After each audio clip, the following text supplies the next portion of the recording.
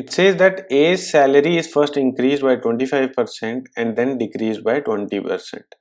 The result is same as B's salary increased by 20% and then reduced by 25%.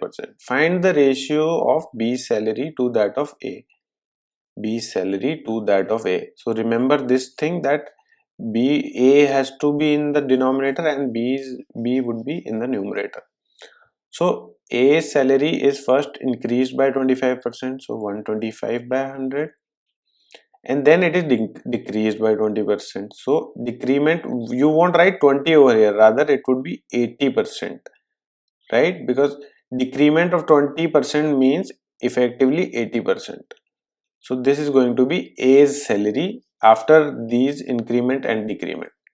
And similarly it says that this result is same as B's salary first getting increased by 20%, that is 120 by 100, and then reduced by 25%, that is 75 by 100, right? And from this particular equation you have to calculate B upon A. So you know that these denominators are cancelling on both the sides, and if you take 25 times 5 is 125, 25 times 3 is 175. Similarly 40 times 2 is 80 and 40 times 3 is 120. So you know that A into this 5 into 2 is 10. So 10A becomes 3 times 3 9B. You are supposed to find B by A. So B by A is how much? So A comes here, 9 goes there. So B upon A is equal to 10 upon 9. So this was the only concept which was required in this type of question.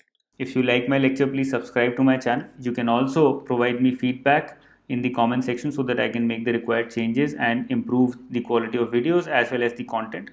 You can also join my Facebook group as well as my Facebook page where I provide regular updates as well as regular PDFs and test on a daily basis. I have Telegram channel as well as Telegram group also. You can join those also. There I provide regular PDFs as well as regular tests.